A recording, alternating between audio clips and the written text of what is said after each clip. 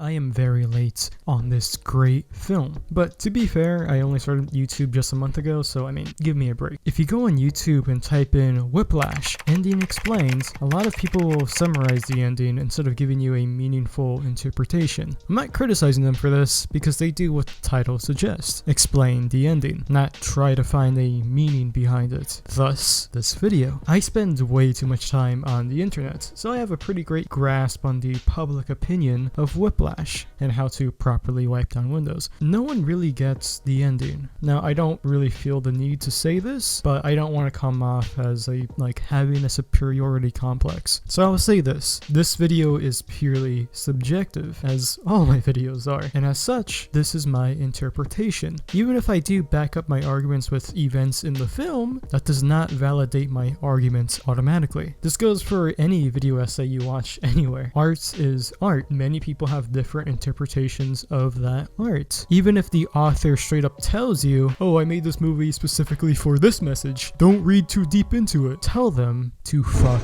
off. If that were the case, if art only had one end message and no other interpretations were allowed, then it wouldn't be art. It would become an advertisement. That being said,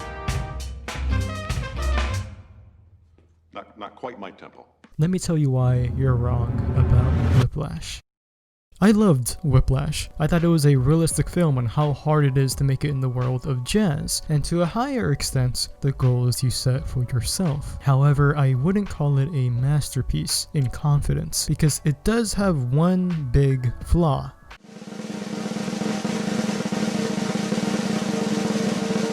The love story.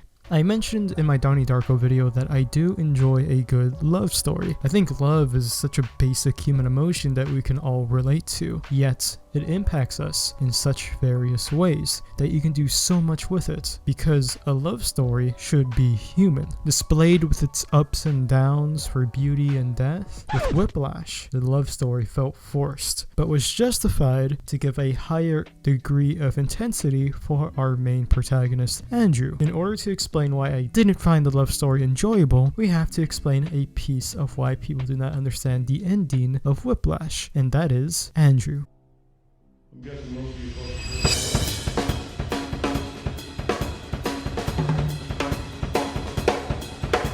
Andrew is an egotistical asshole. Right away, he feels the need to prove himself to his peers and hates anyone who shows him kindness because they are in direct competition. The audience finds a liking to his character for one main reason: his drive. Much like a lot of villains in the story, even though we know they are deeply flawed, if we see the amount of dedication and sacrifice they put into their goal, we tend to grow an appreciation towards them. While we don't agree with their message, at least I would hope so, we can still find it, in a fucked up way, respectable on how hard they try to reach their goals, even though we want them to lose. Andrew is just that. He is not a good person by any stretch of the imagination. And maybe it's because it takes one to know one, but I immediately knew Andrew was only driven by his selfish desire to become one of the all-time greats. He does not care who he hurts, who he toys with, and what sacrifices he has to make to reach his goal. The ends don't justify the means is a joke to Andrew. Because of this, the love story was predictable. And yes, you can completely make the argument that this was done on purpose. I would agree with you on that point, but just because something is done intentionally doesn't make it good. I don't find a love story between a genuine, kind-hearted girl and a sociopathic monster driven by childhood ambition to be enjoyable. I find it hits a little too close to home. It's hard to watch. I genuinely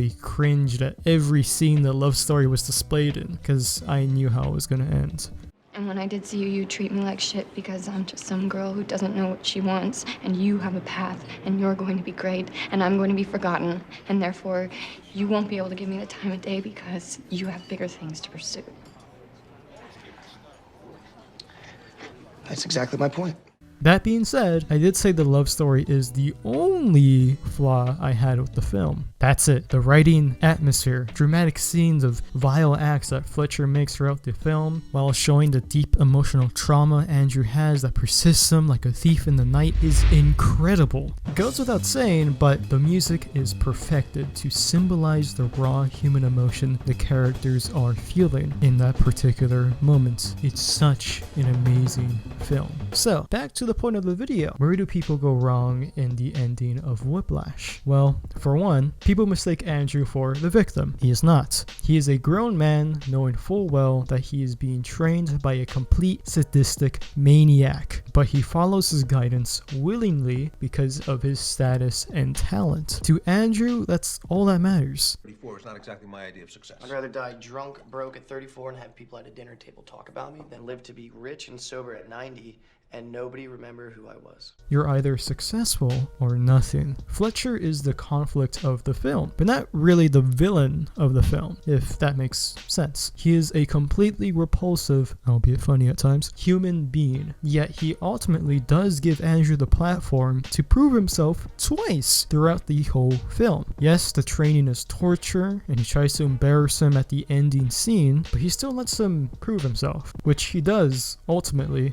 at the ending. The only person standing in the way of Andrew's happiness is Andrew. He doesn't need to be a big-time drummer, but his narcissistic dream and undying motivation is what pushes him to the brink of death and causes him the most amount of trouble in his own life. However, the ending of Whiplash is a happy one. But Levi, you said everyone in the film is bad! Yes, I know, but that doesn't mean it isn't a happy ending for these despicable people. It really is. Everyone does win at the end. Fletcher gets his famous drummer that'll take him to new heights in his jazz career, and Andrew finally becomes the best drummer in the world, fulfilling his childhood dream. It is a happy ending, just not for normal people like you and me. Everyone at one point in time has had big dreams and ambitions, and I'm sure most of us do pursue that ideal we set for ourselves, but not everyone reaches it. Why? Well, because life happens. School, bills, family, friends, legal battles, heartbreak, new interests, you keep rewatching Daredevil. All of these factors are what contribute to us not giving our absolute 110% to our dream. Is that a bad thing? No, I don't think so. Purely dedicating yourself to one goal at any cost is not a good thing. I do think it is important for people to become strong and pursue their true ambitions in life. Yes, but sacrificing your own humanity is perhaps going a bit too far. But for people like Andrew and Fletcher, those principles do not apply to them. They are not people, they are their ambitions.